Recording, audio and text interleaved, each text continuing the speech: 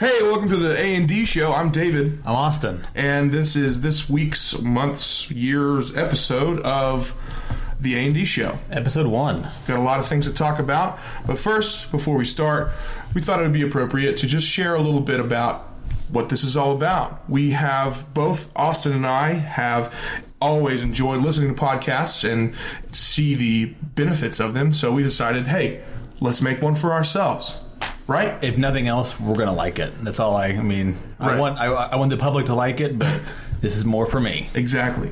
It's an outlet for the nerdy things that we like to talk about, and it's a way for us to talk about them in a forum that we don't have to, burn the ears of our friends off whenever they don't want to hear about it, right? Good, clean discussion and something that's hard to find these days. Right. So, the idea behind the A&D Show is for us to record some humorous, interesting information that's comedic, nerdy, and just genuinely probably the dumbest thing you'll ever hear, and to do so without any profanity or questionable content. That's kind of the idea. So we hope you enjoy, and on with the podcast. Welcome to the A&D Show, the worst show you've never heard.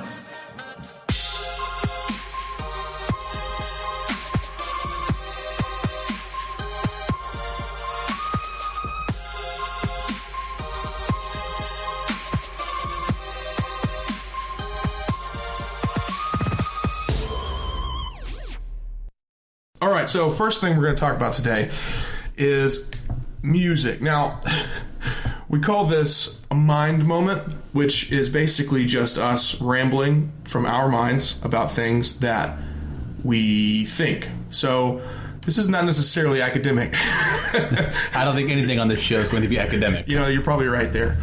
But the first thing is just music, because, music, I don't know if you've noticed this, Austin, but music is...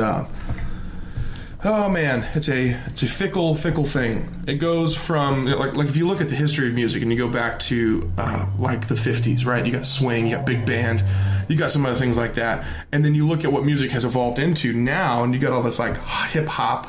And who is that? Luke? Is it Luke Bryan? He's like a country artist, but now he's trying to go all like rap and techno, and you look at all these kinds of like back in the day. Like historical music, you had swing and jazz, and that was like it, right? Classical music, and now from like a 3 or 5 genre maximum in the 50s, you've gotten to the point where there are hundreds of genres of music. And I just thought, what do you think music will evolve into going forward? I mean, if we have gone from 5 to 5 million genres, and just literally anything is now considered music, what do you think it's going to go to from here? I really think that it's going to keep. We're going to get all these subgenres where you've got. I growing up, I was a big punk fan, so you start with punk, and then you've got alt punk, and you got punk pop, and you got hardcore punk, and you got punk rap, and I mean it's every main genre's got 15, 20 or more little subsets to it. So I think that in that realm you're going to see more of that. If you look at even techno or electronic music today, there are so many different variations of what music is, and a little, if you add this instrument here, well, this puts it into a different subset, and so it's going to keep evolving, I think, but it's going to be interesting to see how much evolution takes place, because I think that people are going to get the point where there are some things now it's like, that's not really music, right? That's a computer, right? Looking at you, dead mouse. in that vein, like one of my guilty pleasures, and I'm not afraid to admit this, but one of my guilty pleasures, as far as just as a musician, as a singer, as a connoisseur of music, I guess I should say, is rock. I love various kinds of rock. Now, this may be like a heretical statement, but to look at rock from its classical standpoint, like you're talking classic rock, like right. Led Zeppelin, the Beach Boys, the Beatles, Elvis even, you look at that and I'm just kind of like, meh, it's got its place. It's fun. Well, my hot take is the Beatles are overrated. That's another conversation. Man, we're going to have some dislikes just because of that statement right there. But no, rock in itself, just in that one genre, has man, it's evolved. And so, you know, some of the groups that I grew up listening to were groups like Hawk Nelson, which is like a Christian punk group, and, you know, Nickelback, unfortunately. So sorry. But then, you know, it's evolved, and now there are all these different, you know, subgenres of metal. And I heard a mutual acquaintance of ours tell me the other day that his preferred genre of music to play, write, listen to, sing, whatever, is a beautiful thing called noise metal. And and the truth is, listening to I actually listened to a track that he or she wrote or played or sung or something, and I was like, yeah, I can see where the noise is at. That is noise metal. And I guess, you know, if you take a bunch of pots and pans and you clang them together a lot, and you get a lot of staticky noise, and could be considered noise metal, literally. But it's funny because I've always been a big fan of the heavier stuff. You know, I was always, I was always a big Under Oath fan back in the day, and I was a big fan of, you know, Devil Wears Prada, and I was a big fan of all these heavy, you know, these much heavier than probably needs to be, right? Christian groups, because you know growing up, I listened to a lot of, you know, heavy music, and so, you know, I wanted to incorporate some sort of subset of my beliefs into this music. Sure. So when I got that, you know, and when I got to that point, that was all I listened to. Was I'd memorized every Under Oath song ever made, and, right. And you know, I think to this day I could probably still put an old album in and just go start to finish. And so, you know, I can always appreciate the different styles of music. You know, we all have different. Now me personally, I'm not a huge music fan these days. You know, I love I still listen to music, but, you know, I love talk radio. I love talk radio. Well, which podcast. Is part of why we're doing this. Shout out to the A&D Show podcast that we're currently on. So, you know, and like I said, this, you know, this is why I wanted to do this. But, you know, it's funny when you look at,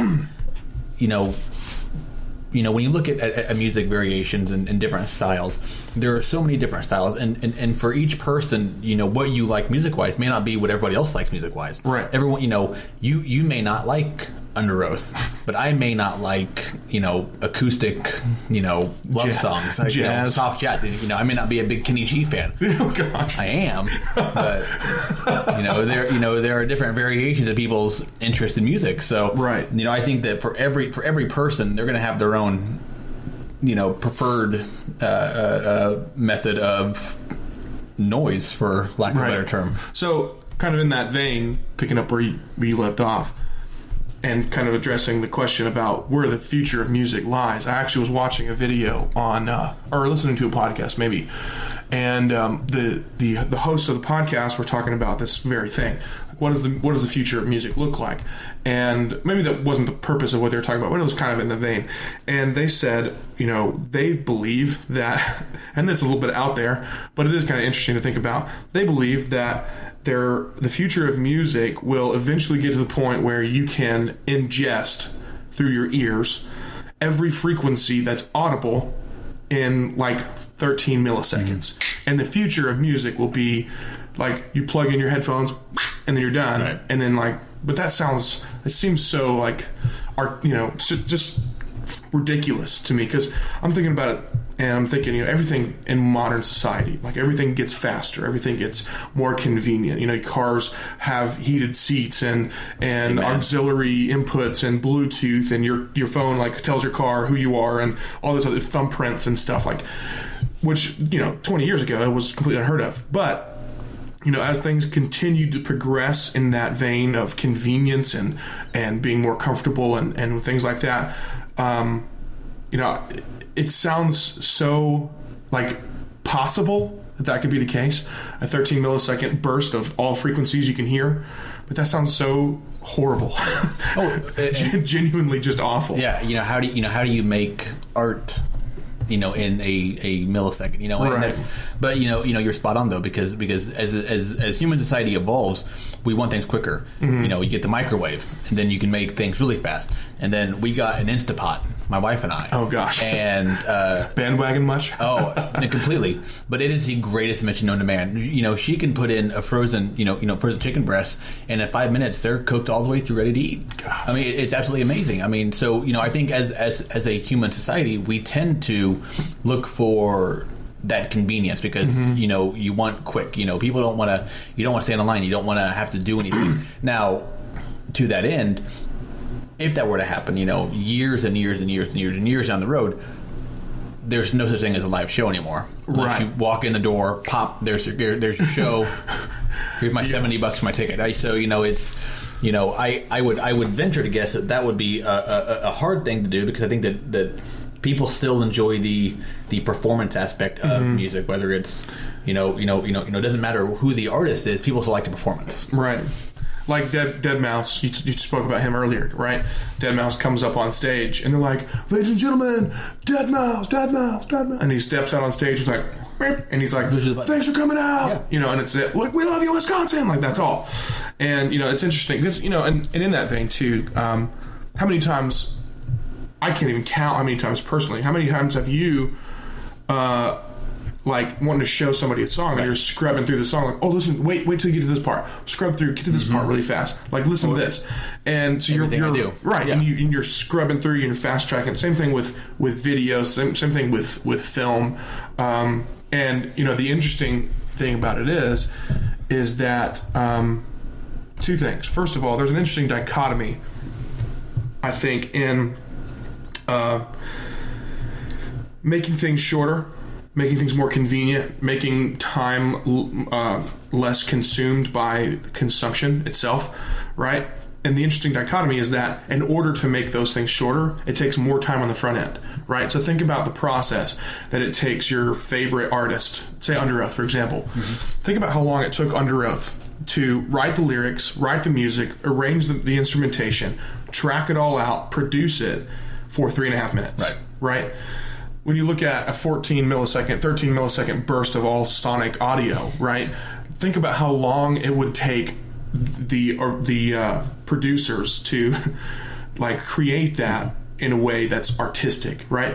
So I don't know. I think that's an interesting kind of an oxymoron. It takes more time to make less time, right? Or to take less time. Well, you put you probably put a total of 1 month into one song, so you put 30 calendar days into 3.5 minutes, right? So I mean, it's a lot of work and a lot of But if you have 30 millisecond songs, they could do a whole album every month. Yeah, well, it's the same process too with film, which we'll talk a little bit more about that later. But when you're looking at film, it takes years, several years. Look at the Avatar. Was it Avatar? Yeah, Avatar, the James Cameron film, right? That film was like 15 years in development, right? They had plans to shoot that movie in like 2000 and it didn't come out until 2015 or whenever it was that it came out, right? 15 years in development for a 2-hour movie, right? 15 years of work boiled down to 2 hours. And the interesting thing about it is that the other point I wanted to get to was at some point, have you ever caught yourself like at the end of a long day? For example, right now, it's 8 o'clock right now, right? You've gone through a full day's worth of work. Everything's very fast paced, right? Very quick, very convenient, very, time conscious. Then you get to a point where you're just like, let me just sit and just slow down for a second, right? And, at what point do you think, like looking at the future, if that is the future of music, this burst of audible frequency, then there's going to be maybe very infrequent and maybe very sparse, but then there will be that one person who busts out like, what's his name? Michael Bublé-esque piano ballads or something. And they just play it and people are like, oh, this song is ancient and forever long. But then there will be that demographic of people that are like, wow, it's nice to just sit back and enjoy how slow this is, how just stretched out and paced out this is. But anyway, I just thought that was interesting. I think that's all the time we have for a mind moment. So let's go ahead and move on to tech talk. So, Austin, what do we got in the world of tech today? So the big thing right now, coming out this month, I believe, is the Apple HomePod. HomePod, okay. Heard of it. So that is in the same vein as the Amazon Echo, the what's it called? The Google Home. Google Home. Yeah. So it's in the same vein as that personal assistant. That home speaker, but it's on steroids. It's far above and beyond what anything else is out there right now. So this is like Siri for your house, basically. Yeah. Okay. So the design wise, it looks really similar to the full size Alexa, where it's rounded, but it's a little bit shorter and kind of wider. It's got seven speakers on the inside of it. Gosh. It's got a phenomenal bass. But the cool thing about it is that it's got the A8 chip that's also in some of the phones and iPads. Yeah. And what it does is basically it in a sense when you plug it in, it scans the room that it's in, and it adjusts the acoustics on the device for that room. So if you put it in this room, it'll have this setting, and then if you move it to another room, it'll rescan the room, and it will adjust the acoustics to everything from layout to probably humidity and temperature in the room, and it will adjust the sound and the acoustics of what's coming out of the device far above and beyond anything else that's out there right now. Wow, that's pretty impressive. One of the things that growing up, like you always have your dream home, your future space, like your man cave, so to speak. And one of the things that was always really interesting to me, something I always wanted to have, was like a built-in Bluetooth, like auto-slaving audio system throughout my house, right? Something that I could have my phone with a song playing on it, and the actual system would be smart enough to pick speakers based on my proximity to them. And so I could walk through a house and it's simultaneously connecting and disconnecting from speakers throughout the house. And it sounds like that might be on the horizon with this HomePod, just because of the way it works with the scanning and stuff. Right, and so what it does basically is if you have multiple HomePods, it uses the second version, basically AirPlay 2. Yeah. Your iPhones, your iPads, your Macs, your MacBooks, they all have AirPlay. So the HomePod's got AirPlay 2, where it will basically connect these two speakers, where you can do one song in this room and a different song in that room, or do the same song in both rooms, song in this room but no music in this room, and it sounds like, and it appears to be probably something that's going to it's going to be one of those things. If you have an iPhone, you're going to want this device. Cool. It's going to be kind of the go-to home speaker setup. It'll from what I've heard, it's going to have the same. You're close to the same speaker quality as the Sonos home speakers that are just excellent sound, and really the Echo and the Google Home, the speakers aren't anywhere near the capability and the sound quality of this device. Right. Have you seen one of the things I think is really neat? Speaking of the Echo, is that the Echo's got like multiple levels, right? Yeah. So you got like the Echo Dot, and then you got the Echo. Echo, just like the full size Echo, right? Full size, and then there's one that's like, I can't remember. There's a mid-size one too. Yeah, I think I could be wrong. And then they have all these other ones that are styled, they're wrapped in canvas and all kinds of stuff. The cool thing is with the one thing that I do like about the Echo, that Amazon did right, is they have the Echo Show, and that one's actually got a screen on it. So cool. If you have it like in your kitchen, you're making your coffee, you get ready to start your day, it'll have your agenda on there and the current weather and the forecast for the day, and like a heads-up display in the kitchen. Yeah, it's super super nice. Very very cool perspective on it. Link it with your phone. And I would imagine that Apple's going to probably do something similar to that, kind of similar vein in the future, but I don't think it's there yet. I would really, and this is futuristic and dreaming, but I would love to see that kind of home tech get to the level that you see in like film. Right. These futuristic films, it's on your mirror in your bathroom. And you can swipe through stuff, and you got like this glass panel that comes up out of your desk, and you can just tap on it. It's your screen, your entire computer, and I'd love to see stuff. Of course, if anybody's going to do it, it's probably going to be Apple, because they already are very close to that kind of tech. Well, and people dog on. You get people that are Android people, and they dog on Apple, and they dog on Macs, but Apple's always been innovative. They've always, they could have made, a run of the mill something similar to the Echo, but they wanted to make something better. Right. And that's what they did with this, was that they made something, they looked at what was out there and said, listen, like these are fine devices and we can do this, people will still buy it.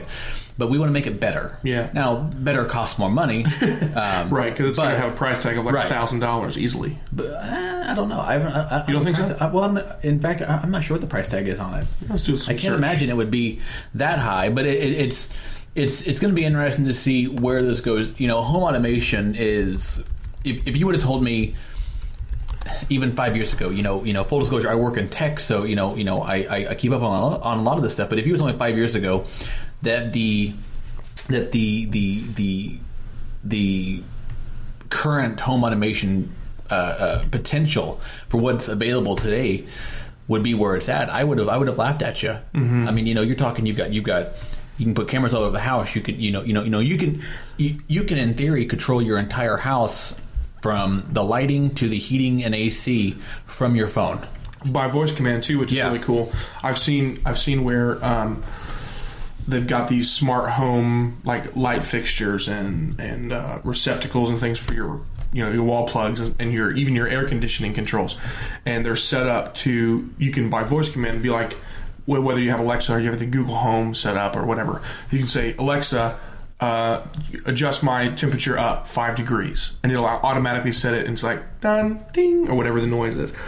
The HomePod is going to cost $350. Yeah, I just was looking at that. So that's about the same cost as the Echo Show that I mentioned earlier. Yeah, the Echo Show is like about $300. So it'll be about $50 more than than what's, I guess, currently the quote unquote top tier home assistant. Mm-hmm. But for the quality you're getting, I think it's going to be a slam dunk. Yeah. Now, people are going to be probably a little slow to buy it after the iPhone 10 wasn't as big of a hit as I think as Apple had hoped for.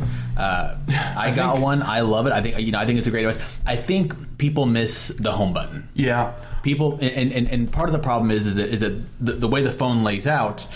That I've noticed, if you're on landscape mode, which I never use landscape mode for typing, whatever, but if you're in landscape mode and you're searching Google, most of the keyboard covers the entire screen. So that was one of the complaints that I'd heard from people that I work with that that bought the phone and they actually returned it. Right. Was that you couldn't see much of the screen when you were in landscape mode. So if you were typing, so sure, that's that the main problematic. complaint. Yeah, especially if you're doing emails, that was the main complaint that I heard. But I think that the phone itself is great. But I think that will cause some hesitation from people in regards to the HomePod. People are going to kind of step back a minute, and they're going to want to see the early returns on this and see people's response to it. And I would love to have it. Apple, if you're listening, I'll demo one for you.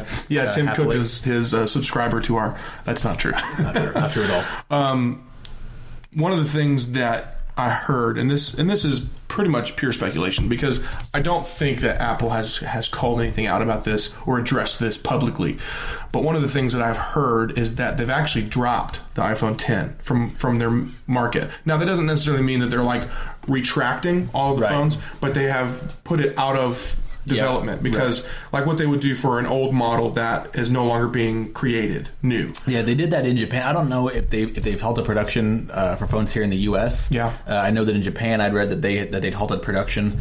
So I guess manufacturing wise they've halted production.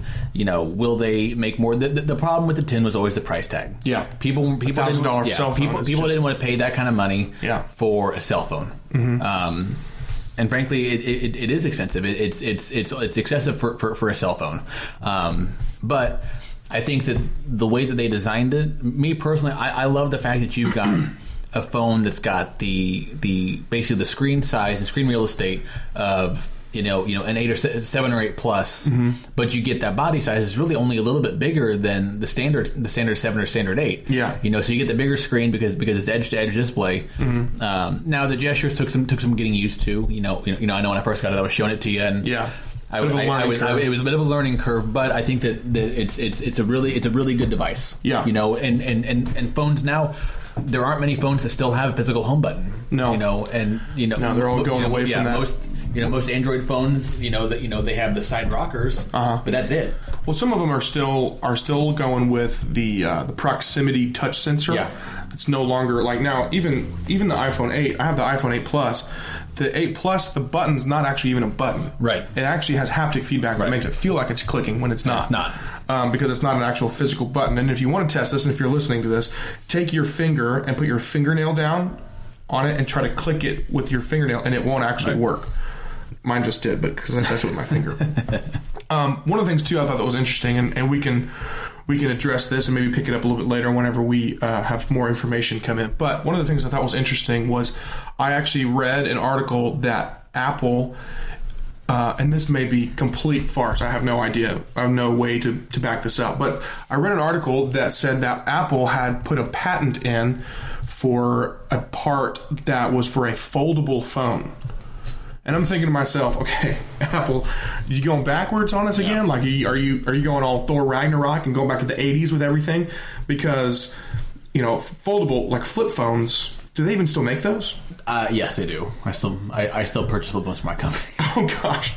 So like a flip phone, it still exists, but they're not technically a smartphone. No, now there was a smartphone years ago that opened up. It was 2 screens. Basically, you open up like a tortilla. Yeah. And it was 2 screens. Yeah. But there was this huge line in the middle of where there's no screen, and it was the worst design for a cell phone I've ever seen in my entire life. Well, interestingly enough, that's actually made a comeback. I think Motorola just came out with one. Oh. It's a 2 screen. And it's at like a front and back screen, but it's real thick. It's like a half-inch thick. I don't know why you do that. And they're magnetized. It's not like a clip like they used to have. This plastic clip, kind of like what the old laptops had. You push a button and it just kind of like releases a latch or something. Well, this is now magnetized, kind of like a MacBook lid whenever you shut it. And you pop it open and it flips around and kind of locks in place. And you have this big 4x3 display, but it's still got that bezel. That's terrible. And I saw a review for it on YouTube. And if I could remember the guy's name, I would shout him out, but I don't. But I was watching on YouTube and I was thinking to myself, this is a step backwards. Right. Like this. No, you know what it was?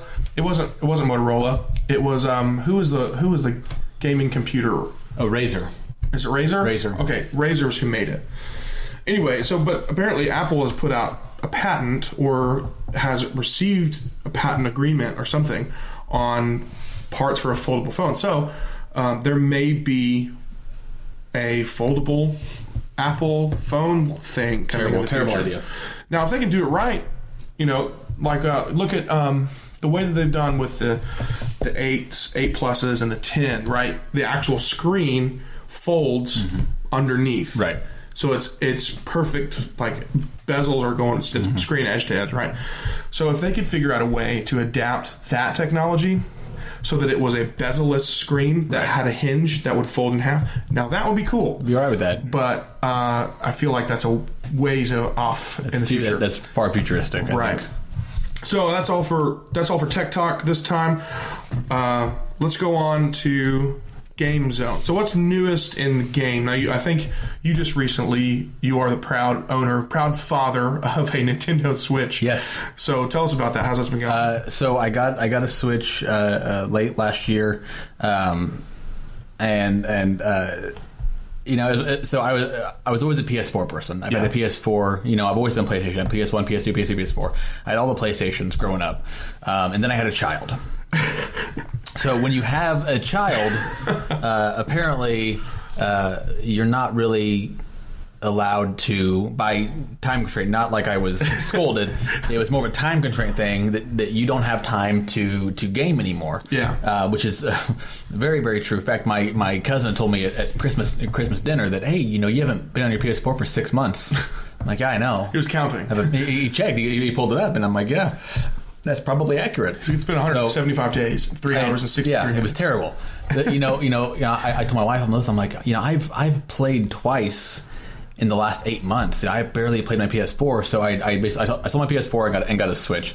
I was semi-nervous going to a handheld device, even going to a Nintendo device.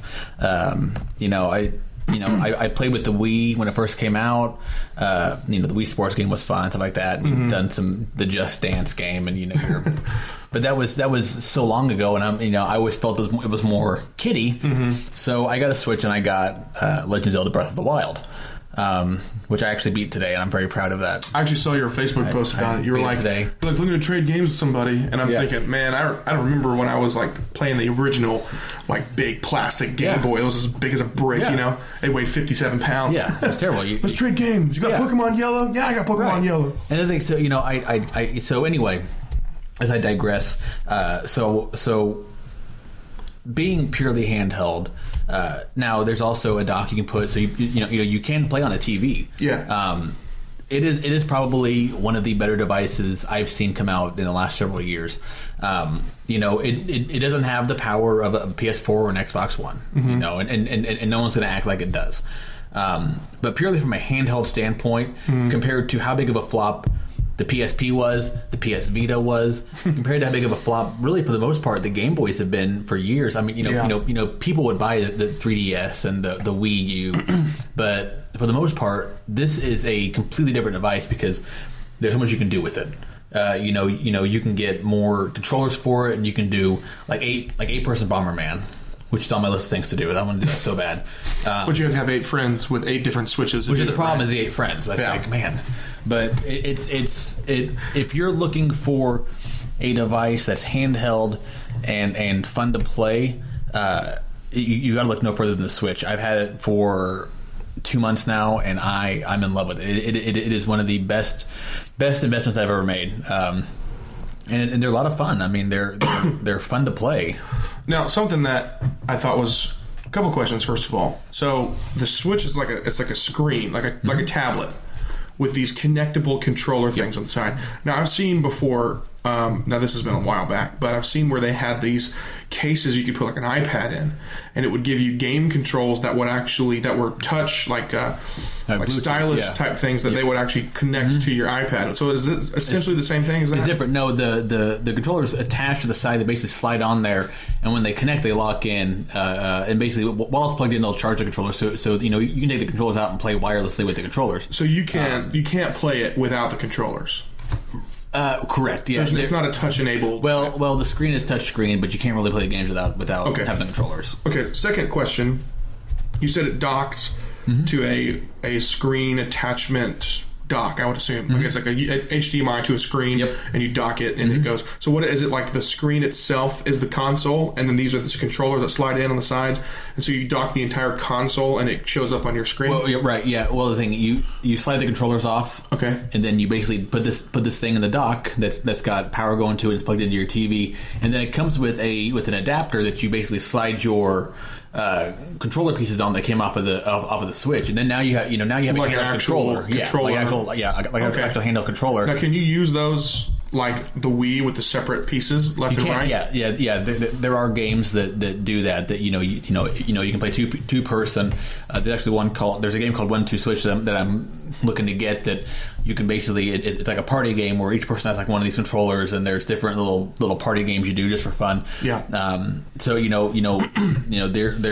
they will work separately. Yeah. But for games like Zelda or for Mario, you got to basically use both of them in this controller dock. If you're docked your TV, if not, you just leave them on your Switch and you play as you go.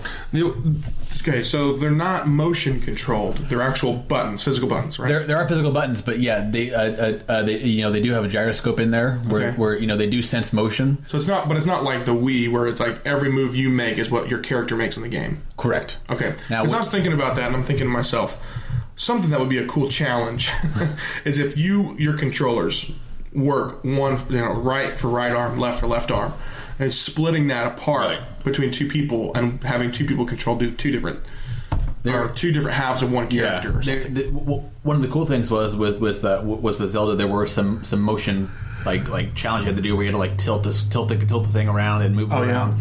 And then you would basically aim your bow and arrow by moving the switch around. So it's like a tilting type. I turned that off. That got kind of annoying. Yeah, I can see how that could be a problem.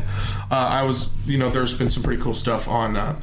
This isn't game related. Maybe I should have put this in the tech talk, but there are some pretty cool features like that that are the kind of that gyroscopic tilt adjustment thing in kind of like your iPhone.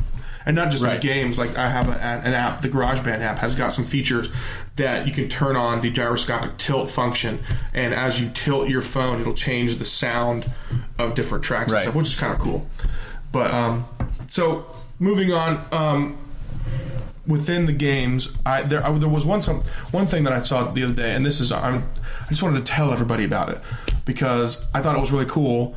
I don't know what it's like because I haven't played it, but I saw this advertisement for this game called, you're probably gonna laugh, but it's called something like Car Shop or Car Mechanic Simulator. Did you see that? I've seen some Let's Plays for this game by this YouTube channel that I watch, and it looks just awful, just terrible.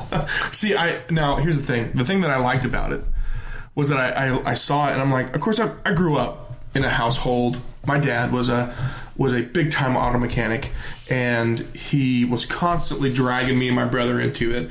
And he's like, look at this defibrillator, which is not a part of the car, but look at this part and look at this thing and how they connect together and look at explosions. And I'm like, okay, Dad, cool. And then but I thought it was really neat to see a game that actually went into that much detail, because some of the demos that I saw of it were like, you zoom in, you're like 3D looking at this motor, and you can pluck this bolt out and junk. And I'm like, this is pretty cool. Yeah, this is pretty cool. But I looked. I'll be honest. This is not something I'm proud of. I straight up looked to find out if it would be feasible to purchase on my PlayStation 4. And it's only on Steam, probably. It's only on Steam so far. Now, it's touted to be on PS4, but it's not yet. So it may come out eventually. But I'm like, I'm not a huge gamer. I can count on like one hand the number of games that I've followed, the number of game series that I've followed. Right. In fact, it's only one game series that two game series that I've followed and played almost every game. But the question is, what are those? The question, or the answer to that question, is the Uncharted series, which is amazing. Never played. Oh, full disclosure, never played. Man, you are missing out. And here's the thing. The Uncharted series, the reason why I got so into that, which is completely against just who I am. Like, it's just not something, if you know me at all, you're not much of a spelunker. I'm not much of a spelunker. I am a fairly, adventurous person. I like to go out in the wild from time to time, but I'm not much of an adventurist per se, and I'm certainly not much of a gamer. And to sit down and play a game for 20 hours straight is completely against my character. Right. But man, I got so bought in. But it was because these books or these games. Wow, what did I even just say there? These games were like an interactive movie. Had a really well-written storyline, and you get to act as the character, which is really cool to me. Plus, the gameplay was just insanely good. So I got into those, and I still haven't played the fourth one that just came out a few months ago, or actually probably over a year ago now. They've got two more out there. Right. Anyway, I haven't played those, but I have followed that series pretty well. And then the only other series that I've ever followed, and you'll laugh when I tell you this, is Spider-Man. No. And I'll tell you why. Are you saying no because you're not laughing, or no because this is a stupid game series? No, I played Spider-Man 2 on PS1, and I would get so mad because I felt that parts of the game were impossible to win. Yeah, exactly. But here's the thing. My whole experience playing every one of the Spider-Man games was never to follow the story. I loved the open world Spidey swinging through the buildings thing. Like, that was always really cool to me. And to swing from building to building. I remember when the first Spider-Man that was based off the Raimi Spider-Man series. Right. The very first Spider-Man, I think it was PS2. I think so. You're right, yeah. And it was really cool. And you're like swinging through the buildings, and your web is not shooting at anything. It's like it's sticking to the atmosphere, right? And so you're swinging in between these buildings, and you're kicking the mess out of people. And then if you ever fall off a building, or you come down to the ground, like the ground killed you. Right. Even if you swung to the ground, you were dead. In fact, I don't even know if they rendered out the ground. I think it might have just been like white fog that covered up everything below. But if you ever went to the ground, you were toast. And then Spider-Man 2 came out. And I remember thinking, I wonder what this is going to be like. So I got it, and I was playing it, and I'm thinking, swinging through it, and I'm like, this is the same. A little bit better graphics. And then I fell to the ground and got up and was walking around as Spider-Man on the ground. And I was like, this is awesome! Because I could go to the ground, and I could go down in manholes, and I could fight people underground and do all this other stuff. Well, they have a new one that's come out. I don't know. Has it out yet? It's out yet. It looks awesome. Looks good. And now it's not based off a movie like the previous ones were. It's actually based around I think maybe an animated series or mostly just the comic books, but it's very similar to the new Spider-Man Homecoming feel, which was awesome, by the way. But anyway, so that's all the time we have for Game Zone. Let's move on to the word and storytelling.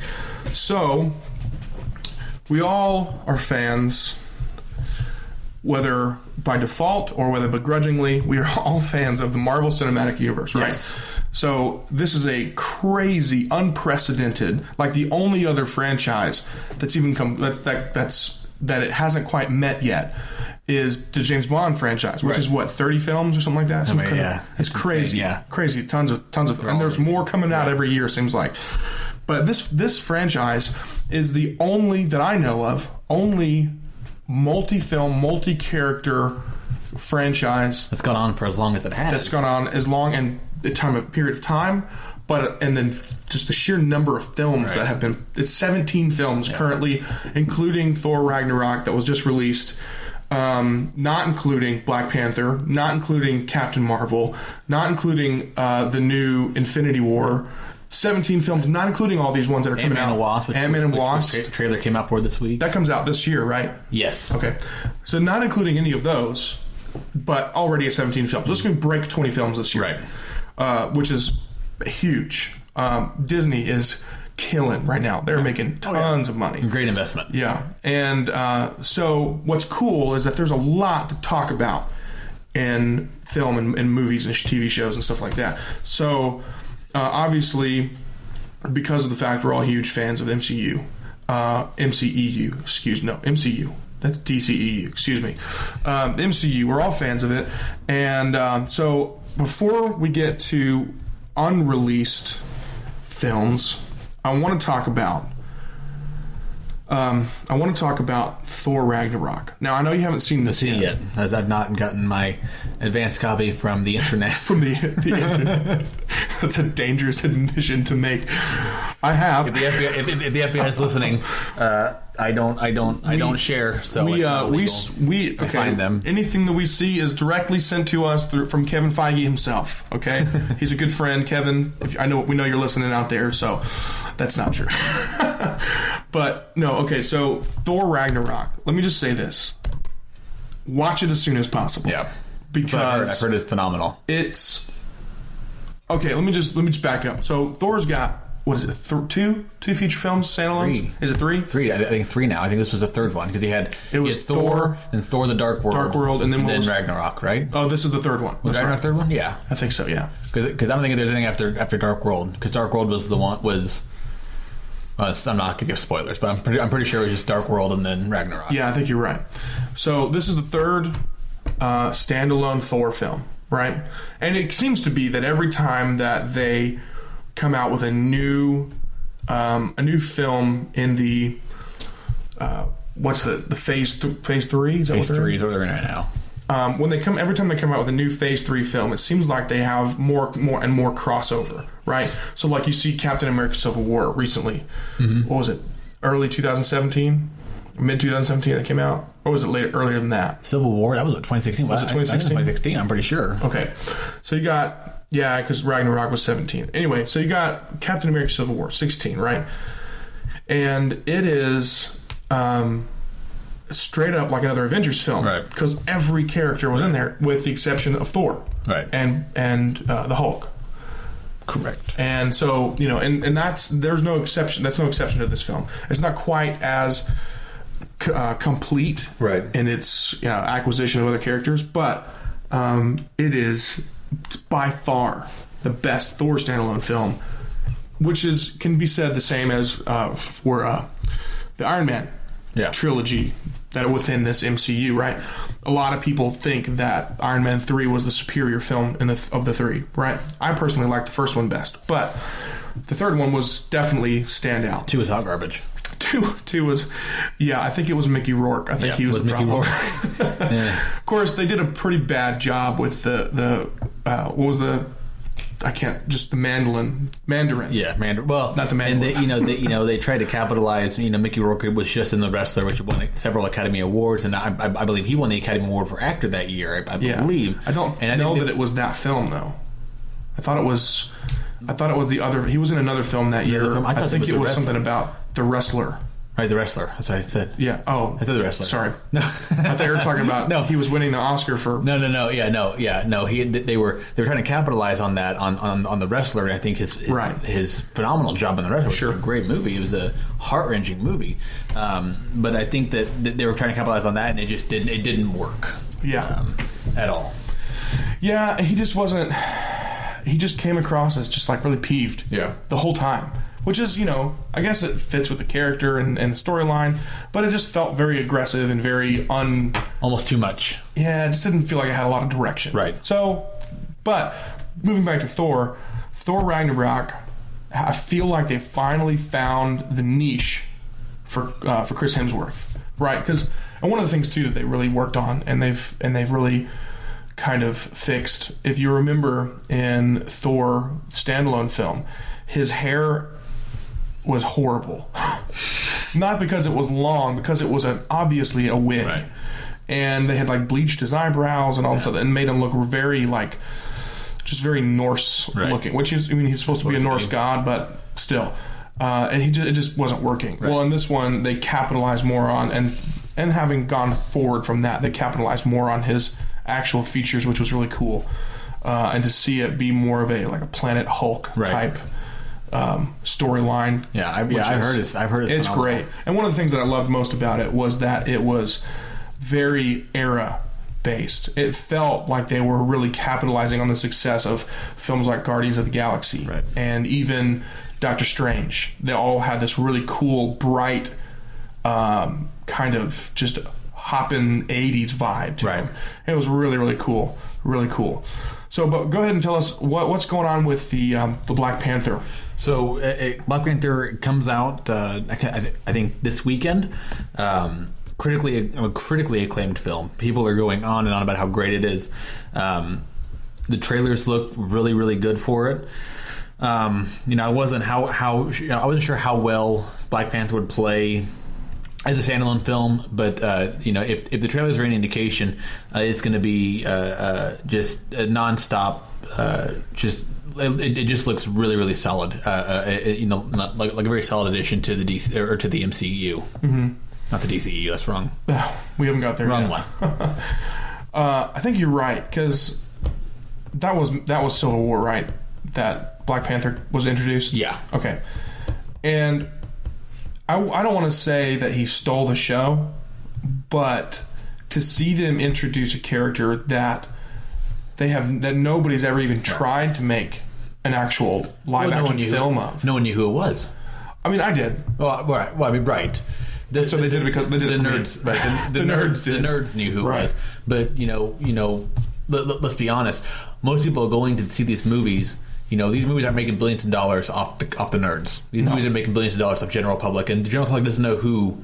People know Iron Man, Captain America. Yeah. The main characters. And now granted, they didn't know Hawkeye.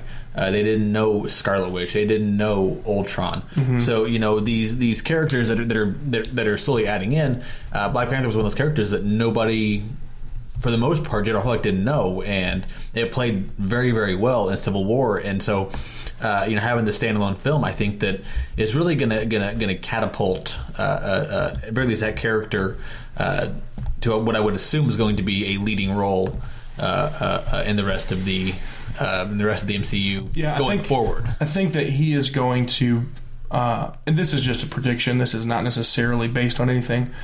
But from what I understand, there are several Phase 3 characters that are going to be phased out. Yeah. No pun intended. Whenever they move on from that. Characters like Iron Man. Yeah. Characters like Captain America, the Steve Rogers Captain America. And I feel like, to keep some of that continuity and to capitalize on all the other vast array of characters that Marvel has at their disposal, right? Which has grown even now because they bought some of their properties back from Fox. But to capitalize on that, what they're doing, at least I think from my vantage point, what they're doing is that they're introducing other characters, other mainstream characters, or other characters that will become mainstream, so that it will tie back into that Phase 3 whenever they move into Phase 4. Because I really, and we'll have to wait and see when Infinity War comes out. But I'm pretty confident that they're going to be killing off some characters. I was going to say that I think that we can kind of safely assume that come Infinity War, the trailer for that, if you've not seen it and you're interested, highly recommend. But Josh Brolin is playing the role of Thanos, and I mean, it just he looks so just menacing. Imposing, and menacing, and I think just the tone of the film, at least from the trailer, is that you're going to see. So, some of these characters be killed off. I think you have to, because I think that as this roster grows, number one, Disney can't afford to pay all these people what they're making. Not even Disney can afford that. Yeah, so. But I mean, I think at some point some of these characters are going to have to get killed off, and I fully expect that come my bold prediction is that I think that one of the big 3 or 4. Is going to be killed off in Infinity War. Whether it's Iron Man, whether it's Captain America, whether it's somehow the Hulk. One of these main characters I think is going to get killed off, and I honestly I'm putting money on Iron Man getting killed off in Infinity War. I think that Robert Downey Jr. is getting tired of this. He was always an actor that was big on not getting put into a niche role. And I think he's probably getting tired of all the, now granted, it's a cash cow for all these people. So sign me up. Right. But, I think he's probably getting tired. He's probably wanting to do more different roles. Mm-hmm. So I would think that someone's going to get killed off. One of the main characters will get killed off in Infinity War. And I think I think Infinity War is probably going to be one of the best films of the year. Yeah, I agree. The only thing that scares me about it is that it's being touted as a part 1. Right. And I hate it when they do that. Now, granted, in the scope of the story, I like it, because that means that they have more time to develop the story. Right. The story is more holistic. Right. It feels like it's not rushed. And when you look at this story in all honesty, when you look at the story, you're looking at a story that's been developed over 15, 17 different films. If I'm not mistaken, I want to say that part 2 comes out 6 to 8 months after the release of. Oh, is it that quick? It not maybe up to a year, but I know that when I first saw the tentative Marvel schedule, it was maybe a year out after the first Infinity War. The Wachowskis did it similar with The Matrix. When they did that, when they did the Matrix trilogy, you had Matrix Reloaded came out, and then I think 8 months later, maybe a year later, The Matrix Revolutions came out. So they wanted that because originally in the Matrix trilogy, the second and third film was going to be one whole film. But at that point, you're talking a 5-hour movie. Yeah. So no one's doing that. Yeah, nobody can get away with that except James Cameron. Right. Oh. And not even he can get away with it, not anymore. I'm looking here. Just a quick look up. It looks like it's going to be, because when does Infinity War Part 1 come out? Is it June? I think June. Yeah, so it'll be just under a year, according to what I'm seeing here on the Google. It'll be just under a year, because it's slated as May 3rd of 2019, and that's, of course, tentative. Now, I don't know. I know that some films and some filmmakers shoot Part 1 and Part 2 of a multiple part series. They'll shoot them back to back, and then just kind of cut them and release them in order. So, but according to what this is saying, that's possible here. They're looking at a May 3rd, 2019 release. So, actually, according to this, it says April 25th of 2018. So just over a year, if that's the case, for Part 1. Anyway, one of the things that, just going back to that, though, is that I think you're right. I think that we're going to lose some key characters, which will be bittersweet, because a 17 film character development is going to be hard to kill and very painful to kill, especially with characters that we've seen in almost every film. Like Iron Man has been in almost every single Avengers or Avengers MCU film. Yeah, and if not, he's if he's not in there, he's probably in the post credits scene. Yeah, cameoing or something. These characters are beloved. Yeah, and so, but here's the thing. One of the things that I was doing some research on earlier today and yesterday was that some of these characters through the Marvel comic universe have actually been written out and written back in some way or another as a female character, a female counterpart, or a female antecedent, or whatever the word is you're looking for. So there is an Iron Woman character. There is a She-Hulk character. Thor from for some weird thing, undergoes an actual complete regeneration and comes back as a woman. Right. Which, you know, if they wanted to do that, yeah, I don't know how that would go over, but it would be an interesting thing to see how they work that in. I think even Captain America has a female version of himself out there somewhere. So that should be interesting to see what happens with that. Same with the DCEU. I mean, the DCEU, man, they were struggling whenever they came out with Man of Steel, Batman v Superman. They were barely keeping their heads above water. They made tons of money, so they kept going, and they're still going. But they are on the rise right now. They came out with Wonder Woman, and man, what a huge win that was. Oh, huge. That was a fantastic film. And then they just recently released the first Justice League. And I say first because there are more touted to be made. And we saw a nice pre-release screening of that. I guess we can say that way. If you don't mind Chinese subtitles. And I think it was awesome.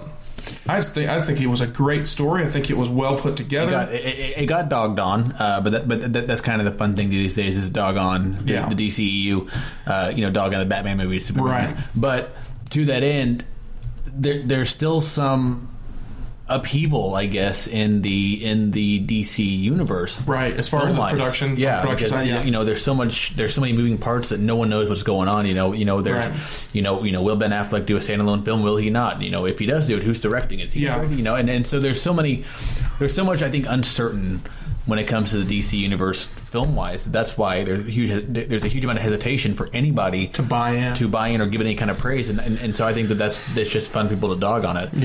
But to that end, I thought it was a great movie. It was well done, I thought. Now I'm Batman Homer, so it's easy for me to say that. But I didn't hide my displeasure, I guess, with Batman vs Superman. I thought it was a poorly done movie. Now, let me cut in here for a second, because one thing that I've heard said a lot, and I've personally borne witness to, I saw the original theatrical cut, and I agree. It was a jumbled mess. The director's cut was... But the director's cut was amazing. Right. And that was the problem, was that the DC universe, they wanted it to be a little more warm, more akin to the Marvel universe. Yeah, a little less gritty. DC has ridden that darkness since The Dark Knight, because that changed the perspective of all comic book films at that point. Before then you had the Spider-Mans of the world, and if you remember Spider-Man 3, that was hot garbage. Yeah. Well, then Batman Begins, came out, and it was good. I actually really enjoyed Batman Begins. It didn't get a lot of hype, but I thought it was a great movie. But then The Dark Knight comes out, and it changed everything. Yeah. You had Heath Ledger posthumously winning Best Supporting Actor for a comic book movie. So that movie was to this day in my top 5 best movies of all time. Right. Well, and it was just due in large part to the director, right? Because here's the thing: I watched some information, some videos on YouTube about how Christopher Nolan went about directing these films, and his approach was very classic, but it was more like one of the things that Batman has always been is a tragic story. Right. It's always been a story about a broken little boy who grows up to beat people up that are treating people like they treated his parents, right? And so what's cool is that Christopher Nolan's Batman, the Batman that we saw in Batman Begins all the way through The Dark Knight Rises or Returns or whatever it was, the third one, that Batman is not the same Batman that we see in this Batman v Superman DCEU, continuity. Unfortunately, because that man, they just did a great job of developing that character out. Even if you did hate his Batman voice, swear to me, that kind of junk. But no, he wrote these stories out to be so classic, and so just the direction and the pacing of them was just so brilliantly put together. And unfortunately, I don't know about you, and this is a little bit off topic, but I was watching The Dark Knight, and it was so gritty, so dark, and just ominous. And I felt like Christopher Nolan actually made that film with an R rating in mind. Yeah. And there were several times, and this is not necessarily something I'm proud to say, but there were several times that I was thinking, where did all the blood go that I was supposed to see right here? Right. You know, like there were several times that I'm thinking this should be much more graphic than it is, and then it wasn't. And that was a little bit of a disappointment. Not because I'm, you know, some kind of freak that I just like watching people get blown up and cut up and junk, because that's not the truth. But it did feel a little bit like the censorship committee moved in and just took away everything that would have made the film feel complete, because it did feel a little bit empty in some spots. Right. But I think you're right, though. I think they're trying to capitalize on that grittiness, but at the same time they're trying to mellow it a little bit, because they don't want to make horror films with comic book labels. Well, and they also don't want to, but they also don't want to completely. You're right. You don't want to. Well, that's the thing. These movies, and this is my problem, is that, you know, these movies are you know, typically at very least PG-13. Yeah, and they're not for kids. Yeah, you know, these aren't family films. Well, I mean, if you look at the comic books, they were never intended for children either. Some of them were intended for a much more mature audience, even 13. And like I said, now you have movies that are coming out. These comic movies that are coming out that are R-rated. Yeah, and they're not intended for children. Mm-hmm. And so there's this fine line you have to walk of, do you continue marketing as you are? It's kind of a hard road to walk, because these movies were never intended for children, yet kids see them. There was somebody I know that took their kid to see. They took their kid, I guess 2 or 3 years ago, took their kid to go see Deadpool, and I wanted to throw up. I'm like I know how bad this movie's supposed to be. Just if you've read the comics, and I'm like, your kid's 7. Yeah, but that's a whole other discussion altogether. Yeah. Now, backing the bus up a little bit, back to this slated Batman standalone film, DCEU Batman standalone film. 2 things. First of all, just kind of in that same vein of the grittiness and the ratings and stuff like that. What I'm thinking is, what I've heard at least, is that they're actually pushing that to be, because of the success of films like Deadpool and Logan and that R-rated kind of category for comic book films. They're actually pushing it to be that, because they're wanting to go more kind of original Batman comic, which was the detective comics. Right. Because how many times have you seen a Batman movie where Batman actually does any detecting? Not very many. In fact, none. None. Most of them, including the Matthew West films, not Adam West. Adam West. Matthew West is never mind. Yeah. Including the Adam West films, none of them included his adept, detective. Now, the Justice League had a little bit of it in there, which showed that he is able to do it. But you're looking at a 40, 50-year-old just barely retired, pre-retirement Batman. And so, but what they're looking at doing is actually backtracking it for the standalone to be more of that early Batman, early detective Batman story, kind of gritty noir, which could be very, very well done. Yeah, and now, which I'm not opposed to at all. Right, I'm not opposed to the ratings issue, because I'm sure that they'll come out with some. They'll probably do a duality of like a theatrical release that's kind of more tame and mellow, and then they'll do a director's cut or vice versa, whatever. But the interesting thing about it is that you mentioned, Batfleck not returning for that, right? You mentioned that there's a possibility. There's all these things are up in the air. We don't know what's going to happen with it. The interesting thing about that is they have a standalone Flash movie already. I think we talked about this once already, but they have a standalone Flash movie that's already in development. It's already being made with Ezra Miller, the Flash from the Justice League, and they're calling it Flashpoint. Now, anybody that's read the comics will know this is a big deal. Right. Flashpoint in the comics was always this kind of turning point for the comic universe, right? Flashpoint is the point at which the Flash goes so fast he actually bounces out of reality and lands in an alternate universe. Right. And so all these characters still exist, but they're under different people, right? So Batman is actually Bruce Wayne's father instead of Bruce Wayne. Right. And so on and so forth. So they have the potential to recoup some of the problems and kind of rescue themselves by taking advantage of that. Right. So I think that if they do that, I think that it'll be, because that's one of the things that Marvel will never do. No. Marvel will never do a complete universe changeover just to fix a problem. I agree. But if they've had enough criticism in the DCEU, but they're committed enough to it at this point that I could see them using that as kind of the vortex by which all these currently made films kind of focus toward, invert it, and spit it back out as something totally different, which I think would be really cool Totally agree. to see. So I think that's all the time we have for storytelling, films, books, and shows. So let's move on. Now, something I wanted to do, I think will be really fun, and hopefully not too weird and creepy and ASMR type stuff. But we got a game we're going to play, and it's called What's That Sound? So what's going to happen, Austin, is I'm going to play for you. I've got 4 audio sound bites. Perfect. Okay? I'm going to play for you an audio sound bite. 3 of them I have multiple choices for to help you out a little bit, because it's a little tough. Perfect. Now, I'm going to read these multiple choice questions to you, or answers to you, and you choose. And if you get 3 out of the 4 correct, you're like the king of sound bites. Got it. Right? If you get the 4th one correct, like, you will literally become a rocket and shoot off in outer space. Pretty confident that'll happen. I'm going to crush it. Okay, so we're going to go ahead and get started with that. So let me go ahead and play the first soundbite. Let me make sure my tech doesn't fail on me. So make sure I get it in the right order.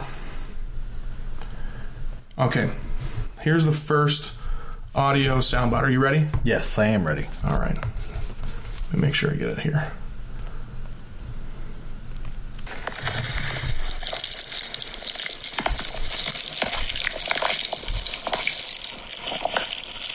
Okay, so kind of a gross sound, right? Right. Little. Ugh.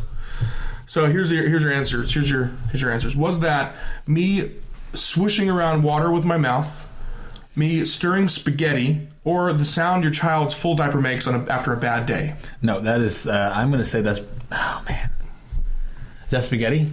That is spaghetti. Yes. Wow, good call. All right, you ready for the second one? Crushed it. Yes, I got this. All right.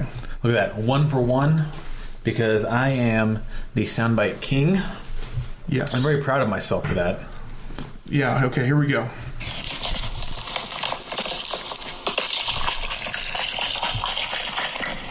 All right. So was that me sloshing a water bottle, me drowning my latest love song attempt in a bucket of tears, the sound of blood rushing out of my hand when I shut my finger in the car door at age 17? That's the first one. That's you swishing around a bottle, water. A bottle of water. Water. Yeah, that's Swishing correct. around a water bottle. 2 for 2. 2 for 2. Here we go. Number 3.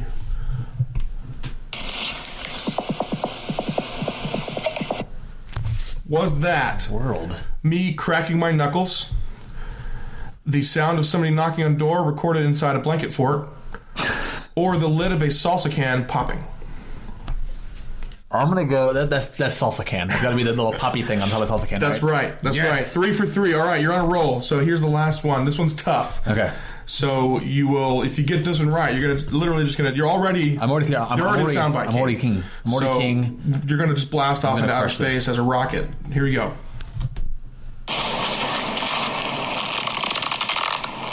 That's cards. You're shuffling cards, right? Shuffling cards? No. What is that? Take another guess. See if you can guess what it is.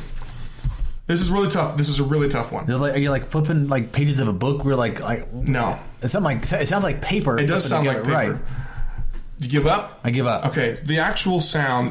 This is why it was so tough. Was the sound of a foam windscreen squeaking around on the end of a microphone.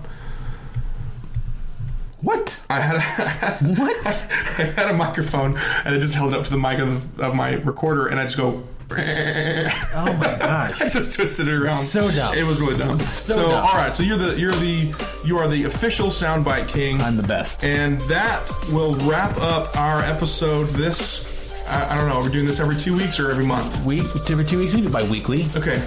That'll light wrap up up schedule-ish. this month's first episode, which will air in February, which is also what month we're recording this in. February 1st. Because it's today. So, all right. Well, thanks for sticking around with us, and we hope you enjoyed it. Hit that subscribe button, and we'll catch you next time.